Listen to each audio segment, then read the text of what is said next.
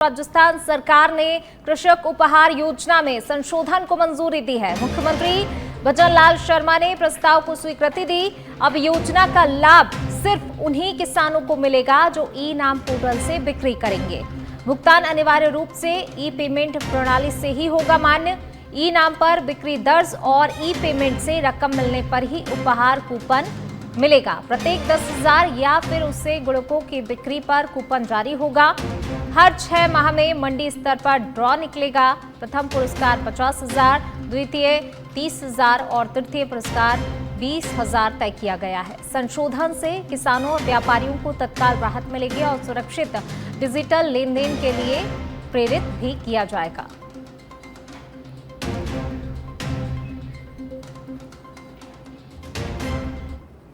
और चलिए इसी कड़ी में रुक करते हैं अगली खबर का। जयपुर से खबर आपको बता रहे हैं एसओजी व एटीएस मुख्यालय से बड़ी खबर। पुलिस आयुक्तालय में तैनात हेड कांस्टेबल राजकुमार यादव की गिरफ्तारी से जुड़ी हुई अपडेट आपको बता रहे हैं। राजकुमार ने बेटे भरत और परिचित रविंद्र सैनी को भी प्रश्नोत्तर के सेट दिए थे। रविंद्र सैनी उप निरीक्षक के पद पर चयनित हुआ था, वहीं भरत यादव उप निरीक्षक की लिखित परीक्षा में भी उत्तीर्ण हुआ था। प्रकरण में अब तक 54 उप निरीक्षक सहित 120 अभियुक्त गण गिरफ्तार हो चुके हैं। एडीजी वीके सिंह ने इसकी जानकारी दी है।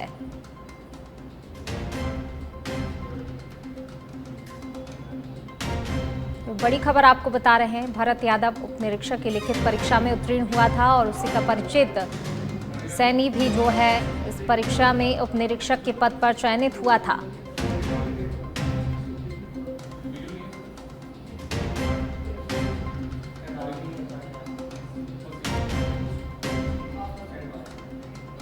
चलिए रुक करेंगे अगली बड़ी खबर का। पूर्व मुख्यमंत्री अशोक गहलोत की सुरक्षा में तैनात राजकुमार यादव और बेटे भरत यादव को हिरासत मामले पर पूर्व सीएम अशोक गहलोत ने सोशल मीडिया एक्स हैंडल पर पोस्ट करते हुए लिखा कि मीडिया के माध्यम से जानकारी में आया है कि मेरी सुरक्षा में तैनात जयपुर पुलिस लाइन के एक हेड कांस्टेबल और उनके पुत्र को एसओजी ने हिरासत में लिया है। किसी भी व्यक्ति की अपराध में कोई संलिप्तता हो तो कानून अपना काम करे।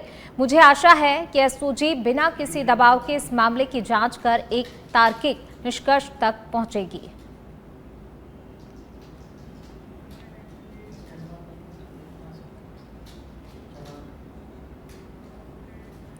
चलिए इसी घड़ी में रुक करते हैं अगली खबर का। खाजूवाला से बड़ी खबर आपको बता रहे हैं। 14 अगस्त को भारत पाक सीमा पर सीएम भजन लाल शर्मा का प्रस्तावित दौरा। कोडेवाला पोस्ट पर बीएसएफ जवानों के बीच पहुंचेंगे सीएम भजन लाल शर्मा। प्रस्तावित दौरे को लेकर जिला प्रशासन और बीएसएफ ने तैयारियां भी शुरू कर दी हैं। खाजूवाला विधायक ने अधिकारियों के साथ कार्यक्रम स्थल का जायजा लिया है, व्यवस्थाओं का जायजा लिया है। जिला कलेक्टर, एसपी, बीएसएफ, डीआईजी सहित तमाम अधिकारी मौजूद रहे। सीएम बॉर्डर पर तिरंगा यात्रा और जवानों के साथ संवाद करेंगे। तो वहीं कोडेवाला पोस्ट पर पहले से ही सुरक्षा व्यवस्था के पुख्ता इंतजाम किए गए हैं। फिर भी सीएम के दौरे को देखते हुए और ज्यादा सुरक्षा व्यवस्था यहां पर बढ़ाई जा रही है। सीएम भजन लाल शर्मा के दौरे को लेकर बीकानेर रेंज में हलचल भी बढ़ गई है।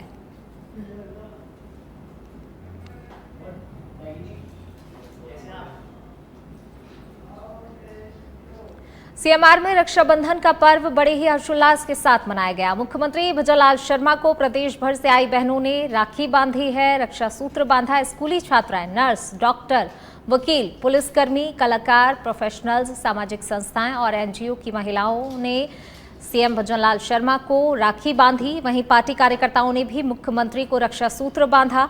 सीएम भजन लाल शर्मा ने बहनों को राखी बांधने के बदले उपहार भी भेंट किए हैं। इससे पहले 9 और 10 अगस्त को बहनों को रोडवेज में मुफ्त यात्रा की सौगात दी गई। वहीं आंगनवाड़ी कार्यकर्ताओं को 501 रुपए डीबीटी दे चुके हैं सीएम भजन लाल शर्मा।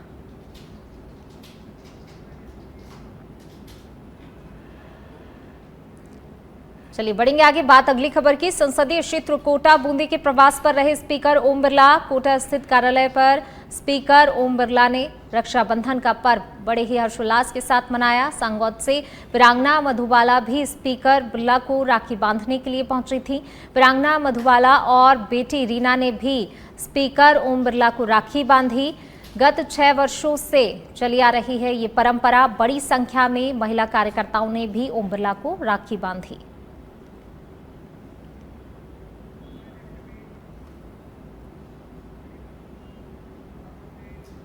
और अब खबर जोधपुर से है, जहां कैबिनेट मंत्री जोगाराम पटेल ने अपने पैतृक गांव में पारंपरिक और भावपूर्ण माहौल में रक्षाबंधन का पर्व मनाया। उन्होंने गांव स्थित महादेव मंदिर पहुंचकर सबसे पहले दर्शन किए और देश प्रदेश और क्षेत्र की खुशहाली, सुख, समृद्धि और आपसी भाईचारे की कामना की। मंदिर परिसर में ग्रामीणों और परिजनों के साथ साथ पूजा अर्चना करने के बाद उन्होंने सभी को रक्षाबंधन पर्व की शुभकामनाएं दी।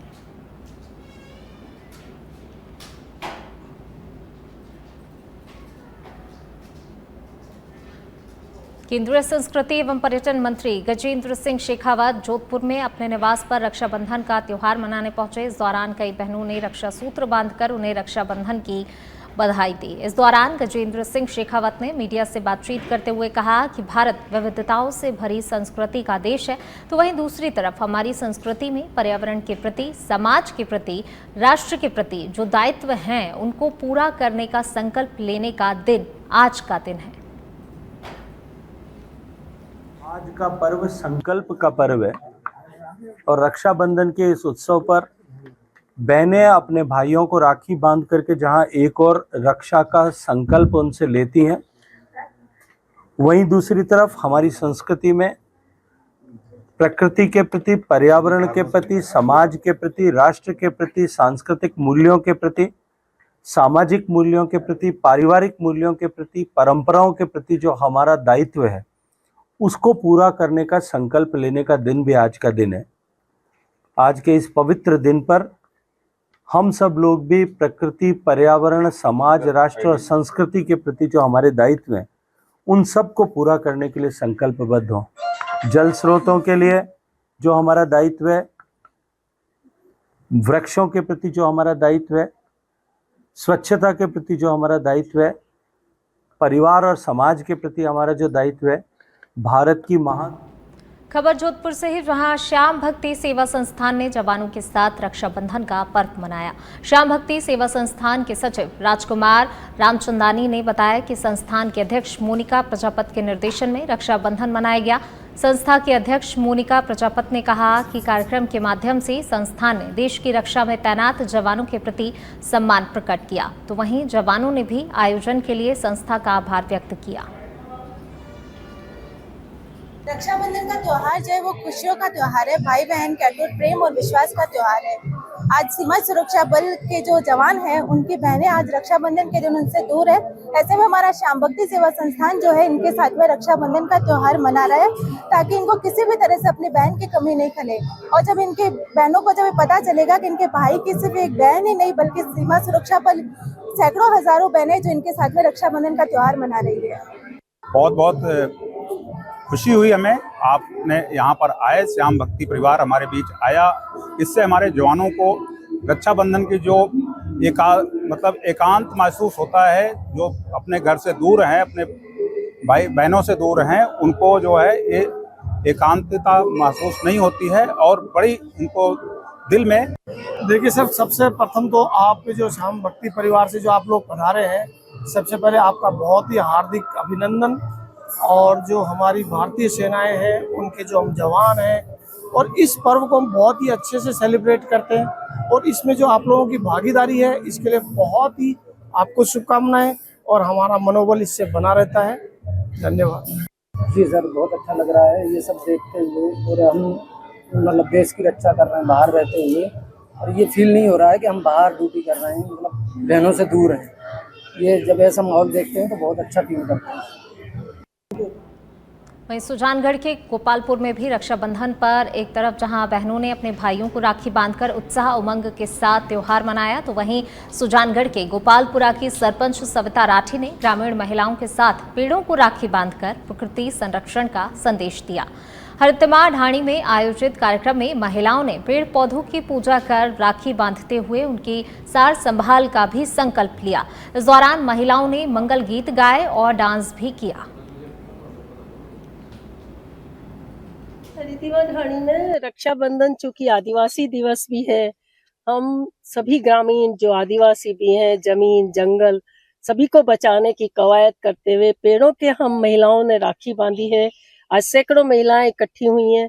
इन पेड़ों को इन्होंने पाला है, पोसा है, और ये एक संदेश देते हुए कि पेड़ काटने की चीज नहीं, उसे बचाया जाए और उसे बचाने से ही प्रकृति का संरक्षण हो सकता है। जब तक प्रकृति का संरक्षण नहीं होगा तब तक सृष्टि का संरक्षण नहीं हो सकता, मानव जाति का संरक्षण नहीं हो सकता। इसी संदेश के साथ वहीं खेतड़ी उप जिला अस्पताल में हुई मारपीट की घटना के बाद अस्पताल कर्मियों में आक्रोश फैल गया है। आरोप है कि लहूलुहान हालत में पहुंचे एक मरीज के परिजनों सहित 20-30 युवकों ने इमरजेंसी कक्ष में घुसकर डॉक्टरों और कर्मचारियों पर लाठी और सरियों से हमला कर दिया। इस दौरान अस्पताल कर्मियों को जान से मारने की धमकी दी गई, तो वहीं अस्पताल के डॉक्टर और नर्सिंग कर्मी पुलिस प्रशासन के खिलाफ सड़क पर उतर आए। कर्मचारियों ने अस्पताल गेट पर विरोध प्रदर्शन शुरू कर दिया और धरने पर बैठ गए। अस्पताल कर्मचारियों ने आरोप लगाया कि घटना के बाद भी पुलिस ने तत्काल कार्रवाई नहीं की, जिससे हमलावरों के हौसले बुलंद हैं।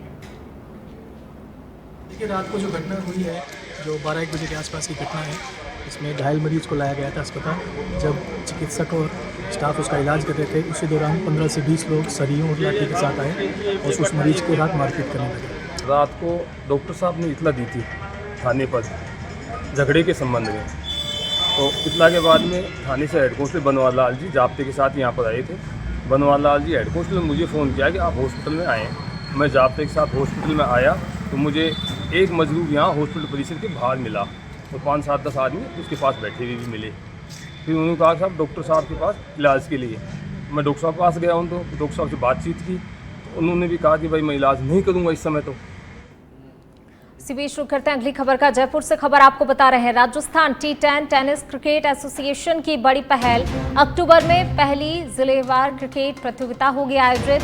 10 जुलाई से शुरू किया गया था खिलाड़ियों का रजिस्ट्रेशन की प्रक्रिया हो चुकी है पूर्ण। राजस्थान को जोन में बांटकर सवाई माधोपुर, जयपुर, कोटा, बाना, दौसा, भरतपुर, टोंक, उदयपुर में ट्रायल हुए हैं। प्रतियोगिता 1 से लेकर 3 अक्टूबर तक आयोजित होगी। सवाई माधोपुर में प्रतियोगिता आयोजित होगी। राजस्थान टीम का अध्यक्ष शुभम पाटीदार ने 6 अक्टूबर को ऐलान करेंगे। 10 अक्टूबर को 14 बेहतरीन खिलाड़ियों को गुजरात में 3rd राष्ट्रीय प्रतियोगिता में खेलने का मौका मिलेगा।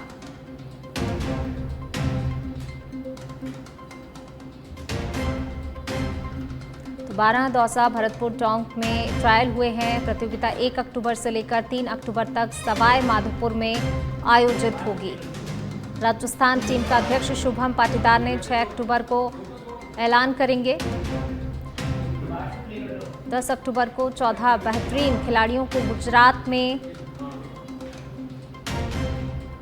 3rd राष्ट्रीय प्रतियोगिता में खेलने का मौका मिलेगा। जयपुर से खबर आपको बता रहे हैं।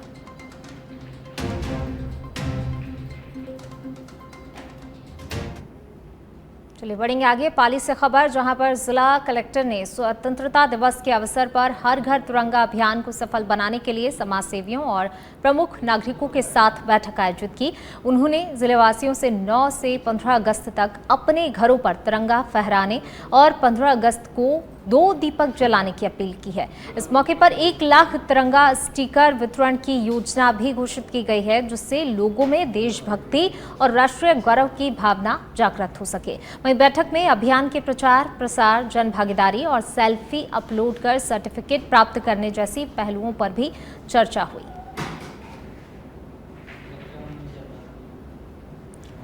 तो हर घर तिरंगा अभियान को लेकर कलेक्टर ने पहल की। हर घर तिरंगा अभियान को सफल बनाने के लिए बैठक आयोजित की गई। 9 अगस्त से लेकर 15 अगस्त तक घरों पर तिरंगा फहराने की अपील की गई है। साथ ही 15 अगस्त को 2 दीपक जलाने की भी लोगों से अपील की है।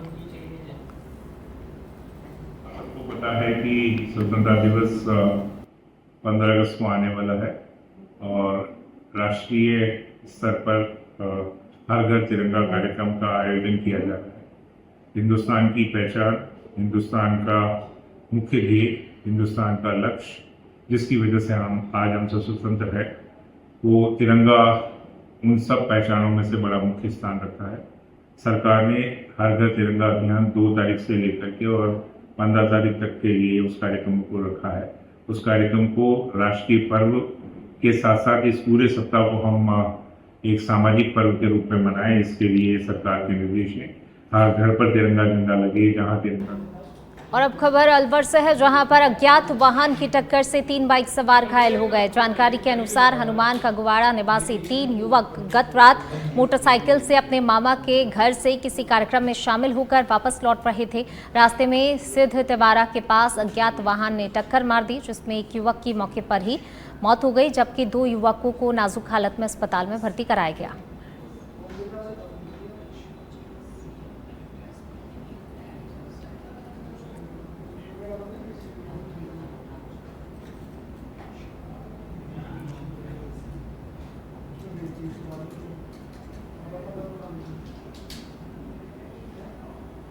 भाजपा के पूर्व जिला अध्यक्ष देवेंद्र पारेख और विद्युत विभाग के एएन मुकेश शर्मा के बीच कल हुए विवाद के बाद रात्रि को विद्युत कर्मचारियों ने हनुमानगढ़ टाउन की बिजली काटने से नागरिक आक्रोशित हो गए और जमकर हंगामा भी हुआ। आक्रोशित नागरिकों ने चक्का जाम कर दिया। नागरिकों का आरोप है कि विद्युत कटौती की शिकायत करने गए भाजपा के पूर्व जिला अध्यक्ष और विद्युत वितरण विभाग के सहायक अभियंता में विवाद हुआ था, जिसके बाद से विद्युत कर्मचारियों ने सामूहिक मौन विरोध प्रदर्शन शुरू कर दिया। नागरिकों का आरोप था कि विद्युत विभाग के कर्मचारियों ने विद्युत आपूर्ति जो ठप की है, आखिर विद्युत आपूर्ति ठप करने का अधिकार उन्हें किसने दिया। इस दौरान कुछ युवकों ने भी पूर्व मंत्री डॉक्टर राम प्रताप के पुत्र अमित साहू के लगे पोस्टर भी फाड़ दिए। तो वहीं मौके पर पहुंचे विधायक गणेश बंसल ने ऊर्जा मंत्री हीरालाल नागर से बातचीत की, जिसके बाद विद्युत आपूर्ति को सही करवाया गया।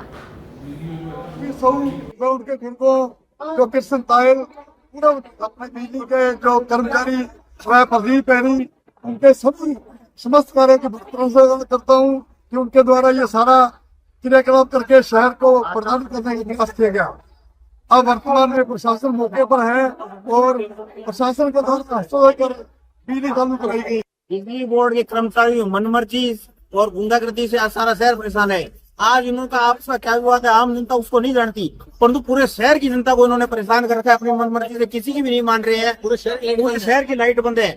छोटे बच्चे घर में, आम जनता को क्या लेना, इनका क्या हुआ था, क्या वो अपने स्तर पे सुलटे सारे शहर को परेशान करने का वो किसने हक दिया है। इसलिए 4 महीनों से इनका रवैया ऐसा है।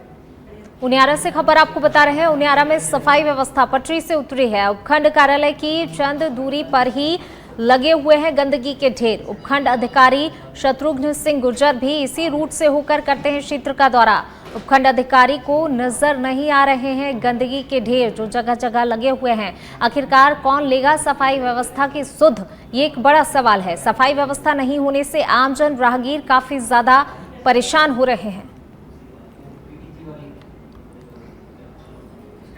और अब खबर सीकर के श्री माधोपुर से है, जहां पर रक्षाबंधन पर्व पर मुख्य रोडवेज बस स्टैंड पर उमड़ी भीड़ के बीच जेब कतरा गैंग सक्रिय हो गया है। भीड़ का फायदा उठाकर 2 युवकों ने यात्रियों की जेब काटने और महिलाओं के मंगलसूत्र तोड़ने की वारदात को अंजाम दिया है। मौके पर मौजूद श्री माधोपुर डिपो के कर्मचारियों ने सतर्कता दिखाते हुए दोनों आरोपियों को धर दबोचा। जानकारी के अनुसार एक युवक को बस स्टैंड परिसर में ही पकड़ लिया गया और दूसरे युवक को कर्मचारियों और भीड़ की मदद से पकड़ा गया। मौके पर अफरा तफरी का माहौल बन गया और लोगों की भीड़ इकट्ठा हो गई। दोनों पकड़े गए युवकों को पुलिस के हवाले कर दिया गया। फिलहाल पुलिस आरोपियों से पूछताछ कर रही है। पुलिस ने यात्रियों से सतर्क रहने और संदिग्ध व्यक्तियों तक तुरंत ही सूचना देने की भी अपील की है।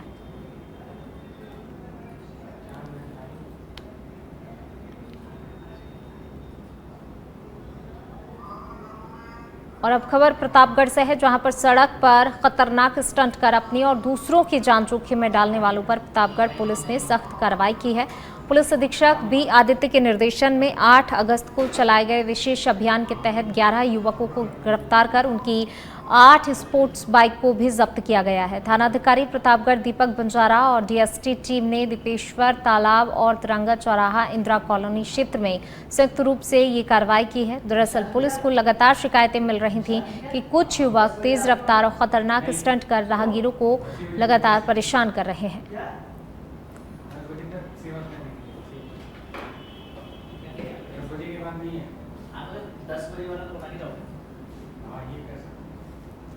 तो देखिए, स्टंटबाजी की जा रही थी बीच सड़क पर और स्टंटबाजी करना इन युवकों को भारी पड़ गए। 11 युवक हैं जिन पर पुलिस ने कार्रवाई की है और 8 स्पोर्ट्स बाइक भी पुलिस ने बरामद की हैं। तो इनके द्वारा जो है स्टंटबाजी की जा रही थी, जिससे लगातार जो है आम जनता परेशान हो रही थी। आम जनता के द्वारा पहले भी कई बार शिकायतें की गई और देखिए इन्हीं शिकायतों को गंभीरता से पुलिस अधिकारियों ने लिया और इन पर कार्रवाई की गई है। चलिए बढ़ेंगे आगे, बात अगली खबर की। झुंझुनू जिले के नवलगढ़ कस्बे में कबाड़ी के गोदाम में अज्ञात चोरों ने लाखों रुपए की नकदी और कीमती सामान पर हाथ साफ कर दिया। पूरा घटनाक्रम गोदाम में लगे सीसीटीवी कैमरे में कैद हो गया। पीड़ित ने पुलिस को चोरी की रिपोर्ट दर्ज कराई।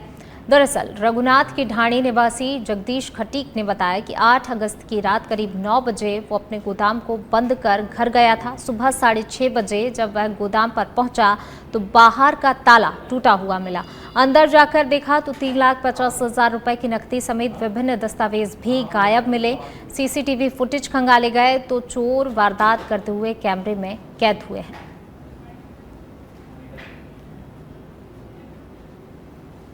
तो चोरों ने नकदी और सामान पर हाथ साफ कर दिया। एक गोदाम में चोरी की वारदात को अंजाम दिया। ये घटना वहां लगे सीसीटीवी कैमरे में कैद हो गई।